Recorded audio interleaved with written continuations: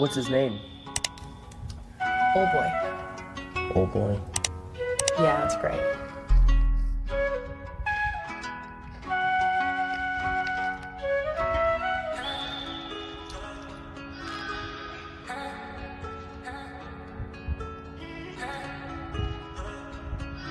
Yeah. You are now Yeah. rocking with DJ Ice. I got a Glock. It came with a pot. I need a box. Just sit to the spot. Send it. Your trapping is froze. And I'm getting hot. I'm having all the O's looking like in and out. I got a Glock. It came with a pot. I need a box. Just sit to the spot. Send it. Your trapping is froze. And I'm getting hot. I'm having all the O's looking like in and out. What's going on, guys? Jared Romero here from All Wrapped Up Customs 505, and today's gonna be a pretty busy day. I got my Deviant Race parts intake and I haven't even opened it yet, so you guys will get to enjoy the unboxing with me. It's pretty much gonna be my cold air intake. I'm not gonna be using one without the air box on. I go through water, I go through mud. I need the intake protected as much as possible, so I'm going to leave the stock airbox intact. I'm replacing the Jtube with a full 3-inch intake from Deviant Race parts, and I'm going to be running a RC2 or R2C air filter as the cold air. I'm also going to be installing some rock lights today and some door bags. The door bags, they're simple, so I'm not going to show an install on that. The rock lights I am going to, because that's going to take quite a while and a lot of thinking and kind of figuring out where to write all the wiring and everything like that. So that's going to help out a lot, showing you guys where to do your wiring and where to mount them and everything else like that. But let's jump to the unboxing. So here's the box from Deviant Motorsports or Race Parts.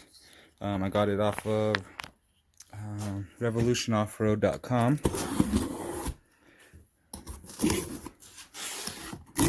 So let's see what it comes with.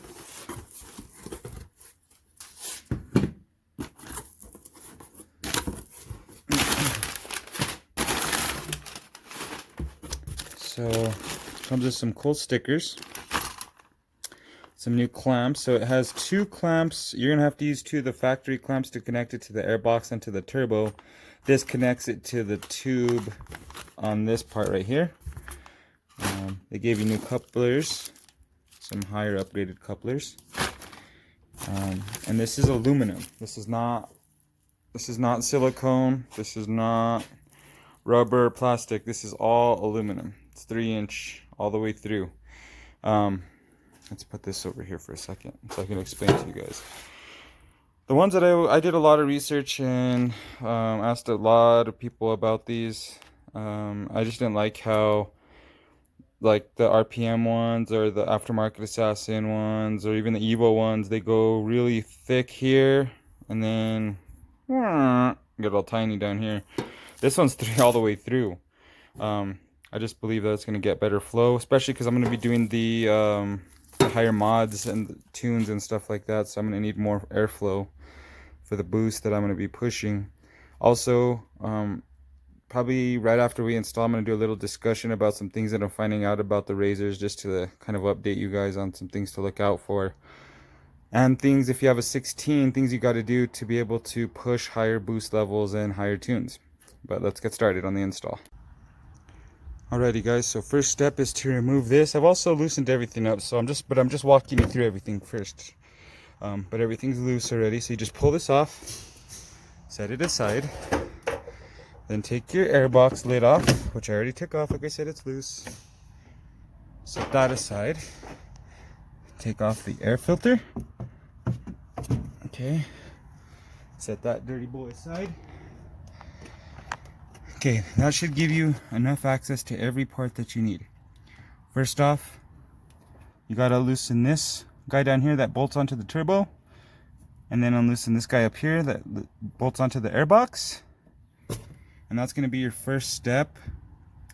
And you also got to take a pair of, I used tin snips, but whatever you can to cut these clamps off. There's one here, and then there was another one up here. You got to take those off because both these hoses are going to come off. And then after that, we also gotta undo this this sensor too, and then we're gonna take the sensor off and put it on the new intake. Okay, so let's jump to removing the clamps. Okay, so I already took off all the clamps, they're loose. I'm gonna try and take this off so I have more access to this plug, because I don't want to break it and I can't see how to thumb it off.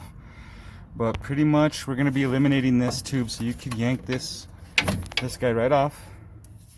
I know my usually blow off valves come with plugs, so I'm gonna see if I can find a way to get this plug onto the new piece, because I'd really not like to have that little rubber cap. I'd rather have this over that. Then also, I don't know if you see this one. This one's got to come off as well, but this one's staying. So that one, you just leave that one. Just sit this one down to the side. Now you should be able to just pull. In theory, there's one.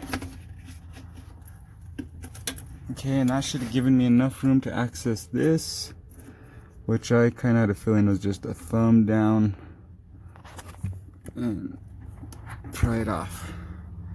So I'll jump to that, and then I'll take it off, and we'll jump to installing everything onto the new piece. Alrighty guys, we're going to assemble this now, but I wanted to show you guys the difference now that I have both of them out of the car. So this is the plastic one, and you can see how narrow it is compared to the 3-inch when it goes really small. There's going to be about the same size, but from where it connects to the turbo all the way back remains the same. Also, it's a little shorter, has some weird bends, whereas this one's a smooth flow all the way around. I just wanted to show you guys that. Next, we're going to be using a T27-bit, and you're going to take off this sensor right here. And then from there, well, we'll clean it up because it's kind of coated in dust and grime and stuff.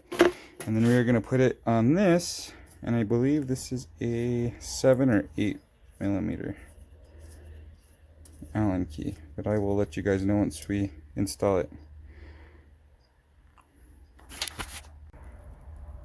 Okay guys, so this is actually a 5/32 Allen, and that's what put this back in. You gotta tighten it down. I cleaned it up as much as possible, but there's still a little bit of dust on there, so I might still kind of clean it up a little before I install it. Now they do give you, from Deviant, they give you these little caps that just go over these little bungs on both sides. This one's gonna get connected back to the RZR. This one is blocked off. Now what I did is I just took the factory tube and sliced off a little bit so where it comes down, and then I put the billet plug that RPM sent me back on, and then tighten that.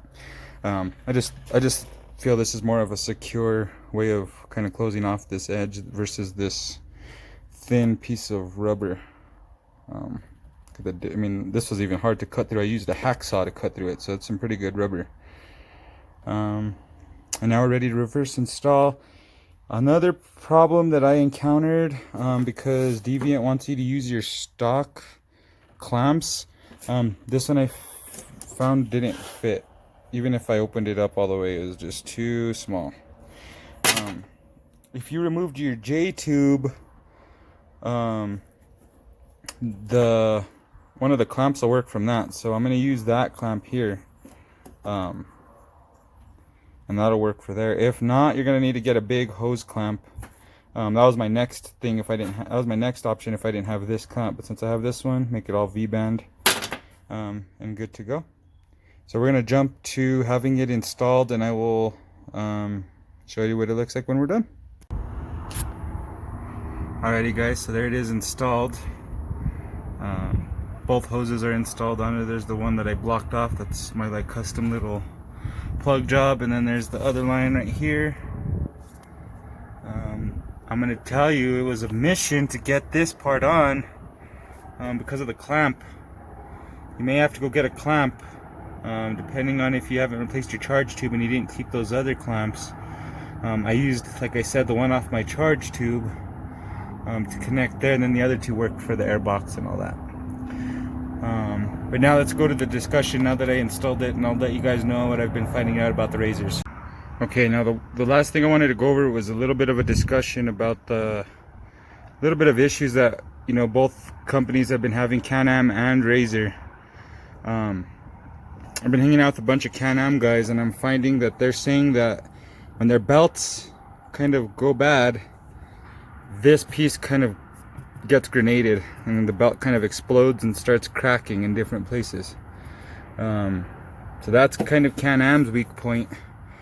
I have a couple family members who have RZRs, the 17 models. Even though they're supposed to be upgraded, the intake manifold starts to crack once you put tunes and you go above 6 pounds of boost. So there's some things to start thinking about as you start upgrading your parts and you start pushing more power. You're going to have to start upgrading your other basic stock parts. So I was looking, and Alba makes a good CNC one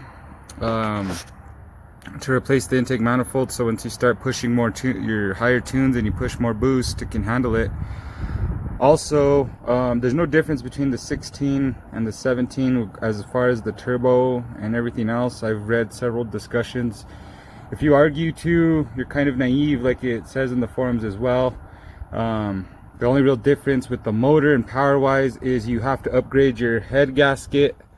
And after you upgrade the head gasket, you could basically do the same mods and tunes as the 17s, besides the looks.